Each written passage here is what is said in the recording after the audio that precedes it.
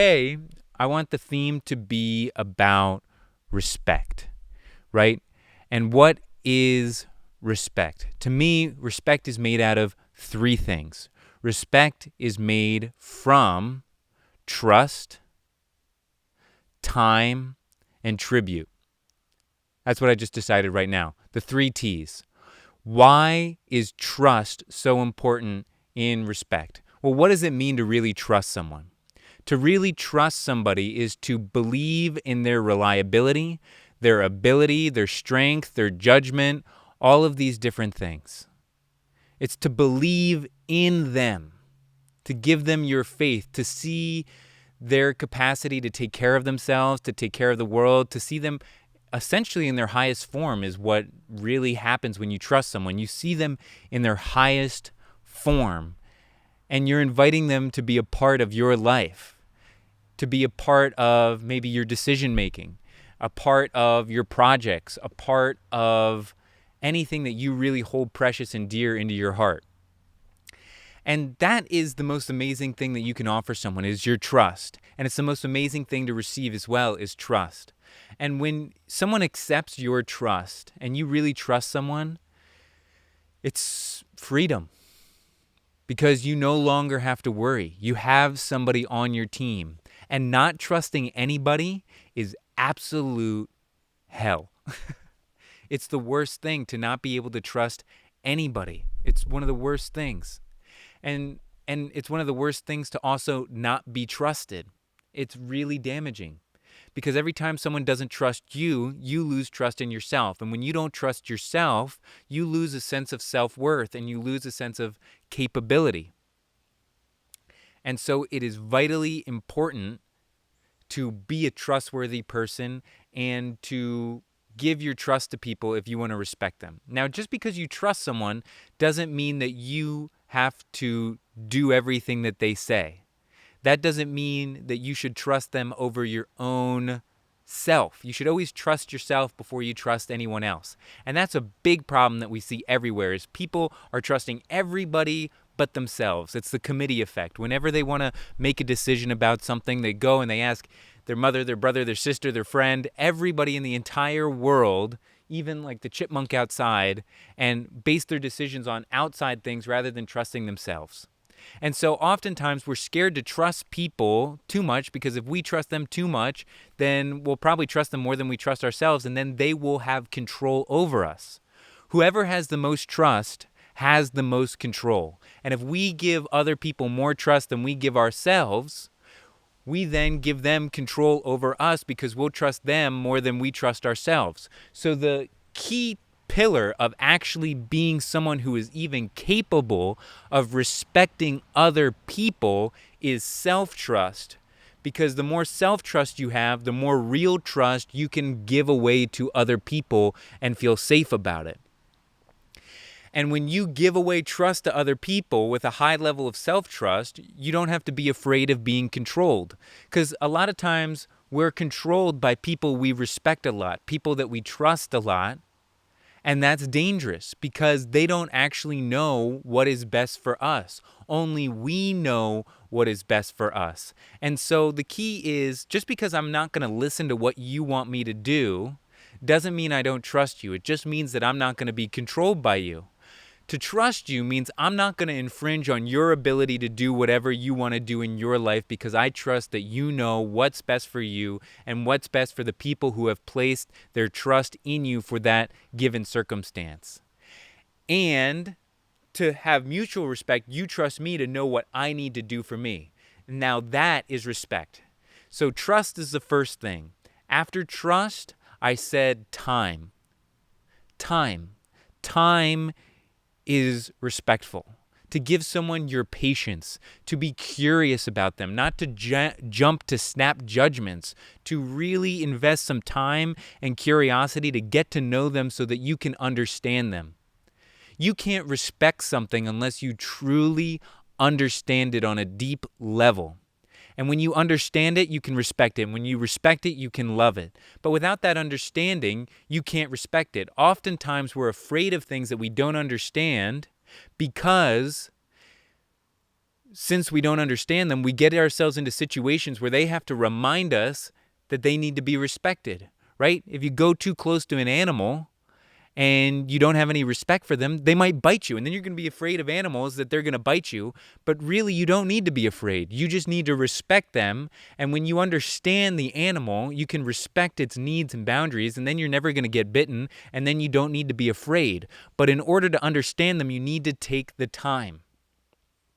And so when you take the time to understand them and you trust them to express their needs and show you what they need, and you trust what they want, then the final step is to pay tribute to them, to recognize and appreciate the magic in which they are. And so when you can really trust something, take the time to understand it, and appreciate it and show your tribute and pay tribute to it, that's when you've really respected something. And that's when you know someone really respects you.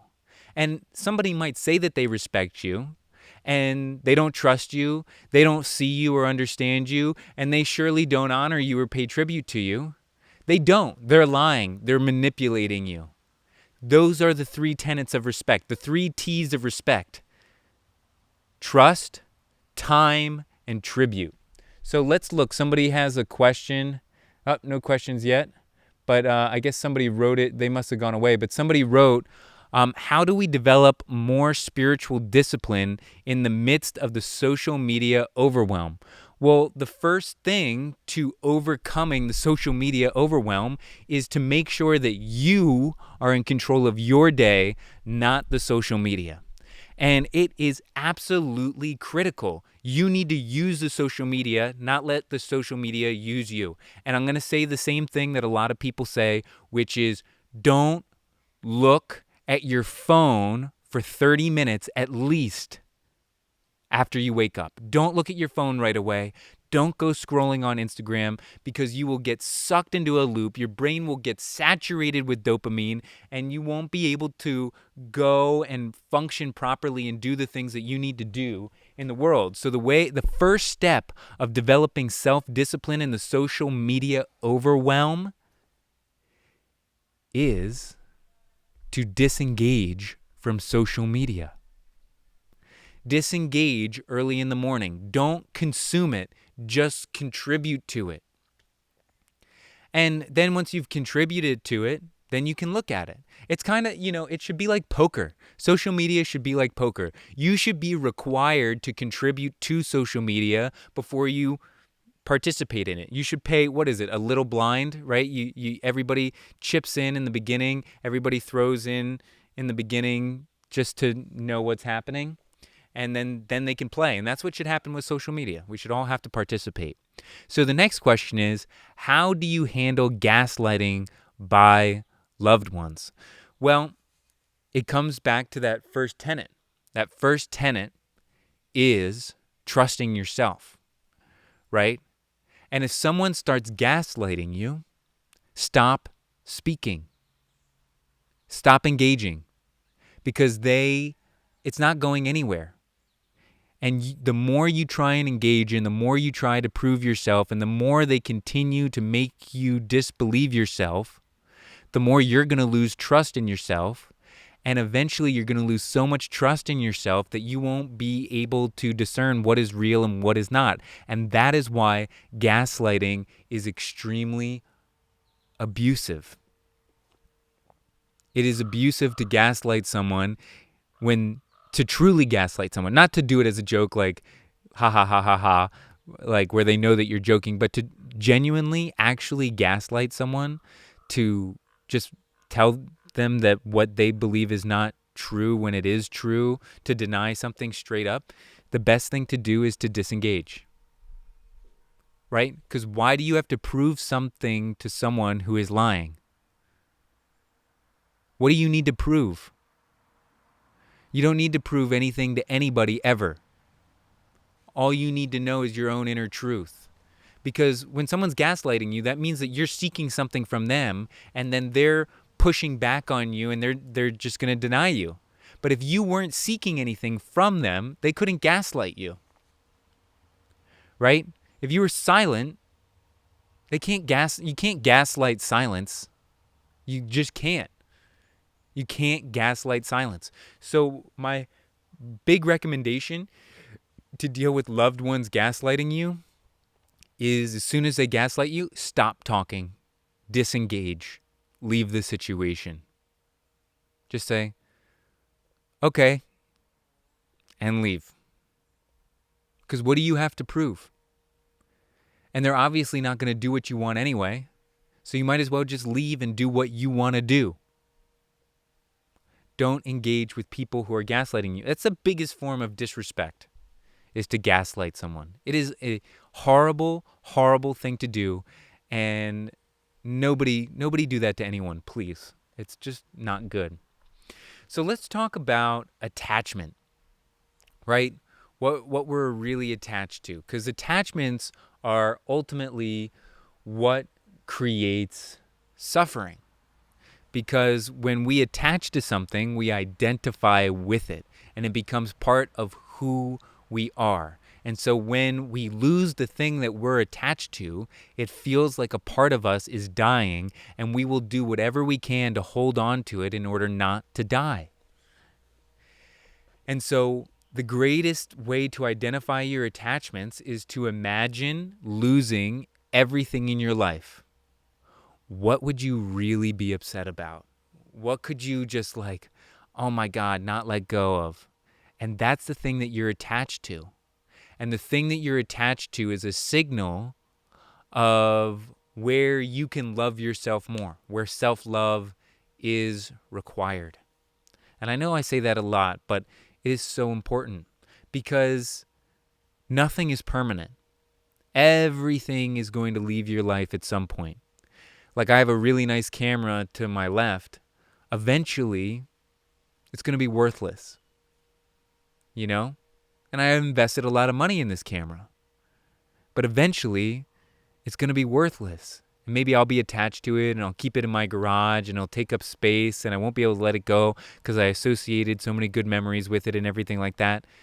But really, what I need to do is really love myself for what I did with the camera, and then I won't need the camera anymore, right? And the mic, and the people, and the places, and the things. It's because the more things that you're attached to, the less room you have in your life for newness.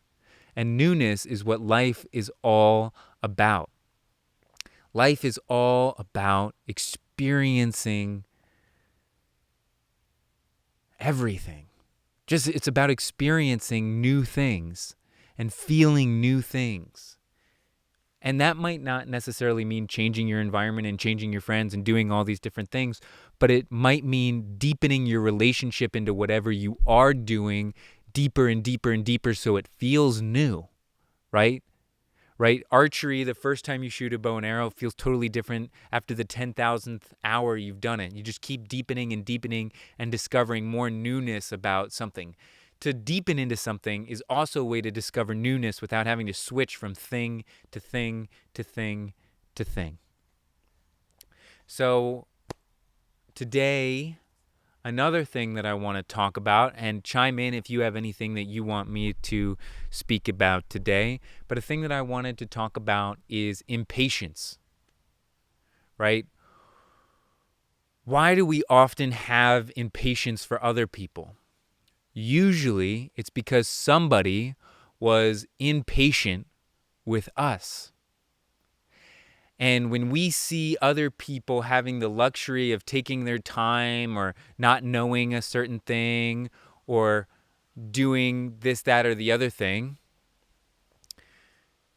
they become resentful that they didn't have the opportunity to have patience. And so they're going to continue the abuse and be impatient with you and take away your opportunity to be free in your stupidity, to be free in your whatever it is, unconsciousness, to be free in whatever it is. They take it away. And instead of actually taking the time to have a beautiful moment and to tune in with what's going on and to be curious and to find out what's the best way to deal with this person and to grow and learn, we just do what was done to us. And so to break the cycle of impatience, you need to heal whoever was impatient with you. And once you have forgiven whoever was impatient with you, and forgive yourself for being impatient with yourself, then you can take time to be curious with other people. Because slow is smooth and smooth is fast. And when you take time to ask someone how they really learn, when you take time to be curious with an individual, then you don't need to be patient with them because they'll learn much quicker than scolding. Somebody learns much quicker when you build them up rather than when you tear them down. And so the last thing that we're going to talk about today, and then I have to leave, is how do you handle anxiety and stress? Well, the first step to handling anxiety and stress is to make sure that your health is A-okay. To make sure that you're drinking enough water, to make sure that you're getting enough sleep, to make sure that you're getting all of your vitamins and minerals, that your diet is good, that you're getting enough sunlight, and that you're touching the ground. Now, if you still have anxiety after all of those different things, there is something that you're afraid of that you're not facing. And so identify whatever you're afraid of and get close to it. So what might you have anxiety about? A lot of people have social anxiety. They're afraid that everybody hates them. So the best thing to do if you think everybody hates you is to go and talk to people. Go and talk to people. And you realize nobody hates you. Yeah, maybe sometimes they get annoyed at you and maybe they had some sharp words with you, but nobody hates you. And people will treat you the way that you tolerate, right? You will be treated as bad as you tolerate. And so if you tolerate people giving you a lot of crap, you will be given a lot of crap. And people love to be around people who don't tolerate crap. They really admire that because when you're around someone who doesn't tolerate crap, you get inspired to not tolerate crap anymore and you become empowered. And when you're around people who do tolerate crap, then you decide to tolerate a little bit more crap and you get brought down. And so to handle anxiety, the first thing is to identify any health situations, to then identify what it is you're afraid of, and to move into it and face it. To move into it and face it. And to face it, you need to get organized. That's another thing that gives me anxiety is when I'm so disorganized because I'm just overwhelmed. And when I can take the time to write things down, to put it in a list, to prioritize what is most important to me, not to others, but to me, then I can just start clicking away at everything that I'm afraid of, that everything that needs to be taken care of, and I no longer have anxiety. Because for me, anxiety is just being completely depleted and overwhelmed, having way too much to do and feeling like I don't have the capability to do it. And the first step to having the capability to do anything is to take care of your health. And then once you take care of your health, get organized. Once you get organized, start chipping away. How do you eat a whale? One bite at a time. All right, everybody. I have to go. I have a meeting. I love you so much. Thanks for tuning in.